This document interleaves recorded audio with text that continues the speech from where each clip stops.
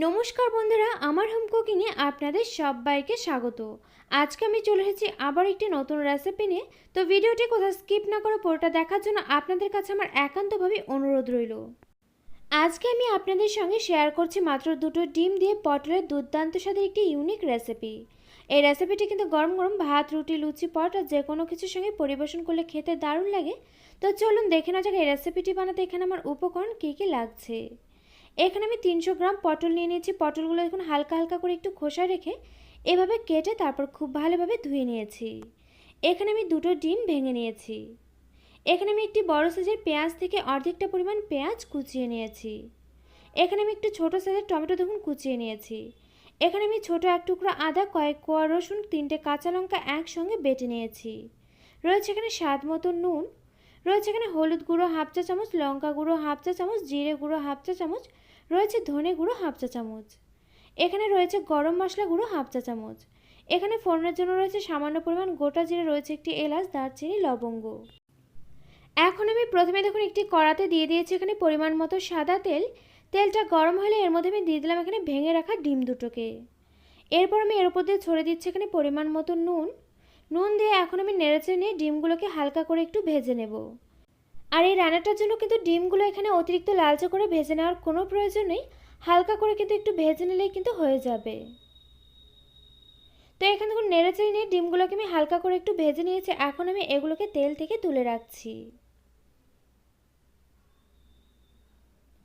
ডিমগুলোকে তেল থেকে তুলে নিয়ে এরপর আমি এ কড়াতে দেখুন সামান্য পরিমাণে এখানে একটু সাদা তেল আমি অ্যাড করে দিয়েছি। এরপর আমি এর মধ্যে দিয়ে দিলাম এখানে কেটে রাখা পটলের টুকরোগুলোকে। এরপর আমি এর মধ্যে দিয়ে দিচ্ছি এখানে স্বাদ মতো নুন। আর এখানে কিন্তু অন্য কোনো কিছু আর ব্যবহার করার কোনো প্রয়োজন নেই, শুধুমাত্র নুন দিয়ে এখন আমি নেড়েচেড়ে নিয়ে পটলগুলোকে হালকা লালচে করে ভেজে নেব। আর এখানে কিন্তু পটলগুলো অতিরিক্ত লালচে করে ভেজে নেওয়ার কোনো প্রয়োজন নেই, হালকা লালচে করে কিন্তু ভেজে নিলে হয়ে যাবে। তো এখানে দেখুন পটলগুলো আমার হালকা লালচে করে ভেজে নেওয়া হয়ে গিয়েছে। এরপর আমি এগুলোকে তেল থেকে তুলে রাখছি।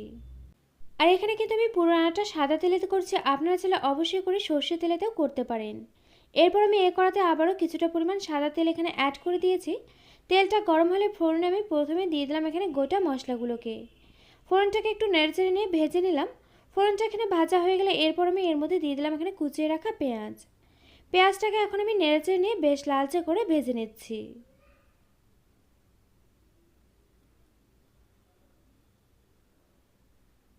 তো এখানে দেখুন পেঁয়াজটা কিন্তু বেশ লালচে করে ভেজে নেওয়া হয়ে গিয়েছে।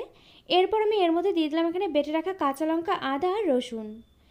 বাটা মশলাগুলো দিয়ে এখন আমি নেড়েচেড়ে নিয়ে পেঁয়াজের সঙ্গে এগুলোকে ভেজে নিচ্ছি 2 থেকে 3 মিনিট মতো। আর অবশ্যই করে কিন্তু মশলাটা কষানোর সময় আমি উনুনআঁচটা মিডিয়াম ফ্লেমেতেই রেখেছি। তো এখানে দেখুন 2 থেকে 3 মিনিট মতো হয়ে গেলে এরপর আমি এর মধ্যে দিয়ে দিলাম এখানে কুচিয়ে রাখা টমেটো।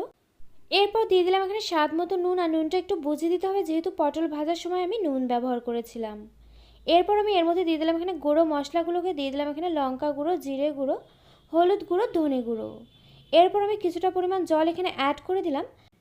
এখন আমি অনবরত নেড়েচেড়ে নিয়ে মশলাটাকে খুব ভালোভাবে কষিয়ে নিচ্ছি যতক্ষণ না পর্যন্ত মশলা থেকে কাঁচা গন্ধটা চলে যাচ্ছে আর মশলাটার কালার চেঞ্জ হয়ে গিয়ে মশলা থেকে তেল ছাড়তে শুরু করছে। আর এভাবে কিন্তু জল দিয়ে একটু কষিয়ে নিলে মশলাটা কোনোভাবে পুড়ে যাবে না, আর খুব ভালোভাবে কিন্তু কষানোও হবে। তো এখানে দেখুন বেশ কিছু সময় ধরে আমি মশলাটাকে কষিয়ে নিয়েছি। এরপর আমি এর মধ্যে দিয়ে দিলাম এখানে ভেজে রাখা পটলগুলোকে। এরপর দিয়ে দিলাম এখানে ভেজে রাখা ডিমগুলোকেও। ডিম আর পটলগুলোকে দিয়ে এখন আমি মশলার সঙ্গে নেড়েচেড়ে নিয়ে এগুলোকে রান্না করে নিচ্ছি খুব ভালোভাবে 5 থেকে 6 মিনিট মতো। আর এই সময় আমি উনুনআঁচটা মিডিয়াম ফ্লেমেতে রেখেছি। তো এখানে আমি ফিরে এলাম 5 থেকে 6 মিনিট পর। এখানে কিন্তু রান্নাটা আমার প্রায় হচ্ছে শেষে। আমি এর উপর দিয়ে ছড়িয়ে দিলাম এখানে গরম মশলা গুঁড়ো। গরম মশলা গুঁড়ো দিয়ে খুব ভালোভাবে একটু নেড়েচেড়ে নিয়ে মিশিয়ে নিচ্ছি। তো এখানে দেখুন খুব ভালোভাবে নেড়েচেড়ে মিশিয়ে নেওয়া হয়ে গেলে এখন আমি উনুনআঁচটা একেবারে লো ফ্লেম থেকে ঢেকে এভাবে রান্নাটা হতে দেব 2 থেকে 3 মিনিট মতো। তো এখানে আমি ফিরে এলাম 2 থেকে 3 মিনিট পর। এরপর আমি ঢাকনাটাকে তুলে নিয়ে গ্যাসটাকে বন্ধ করে দিচ্ছি। আর এখানে কিন্তু রান্নাটা আমার একেবারে হয়ে গিয়েছে। আর এখানে আমি আপনাদেরকে দেখুন একটু নেড়েচেড়ে নিয়ে দেখিয়ে দিচ্ছি। এখানে কিন্তু দেখতেই পাচ্ছেন যে রান্নাটা দেখতে কতটা লোভনীয় হয়েছে। আর এই রান্নাটা খেতে কতটা সুস্বাদু হয়েছে সেটা জানার জন্য আপনাদেরকেও একবার অবশ্যই করে এভাবে বাড়িতে ট্রাই করতে হবে। তো ডিম দিয়ে পটলের এই ইউনিক রেসিপিটা আপনারা একবার এভাবে বাড়িতে ট্রাই করুন, আশা করছি আপনাদেরও খুব ভালো লাগবে।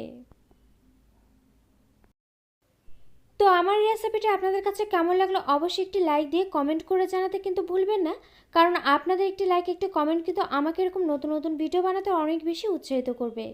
পাশে থাকা বেল আইকন অবশ্যই প্রেস করে দেবেন, এতে করে আমার নিত্য নতুন ভিডিওর আপডেট আপনাদের কাছে পৌঁছে যাবে সবার আগে।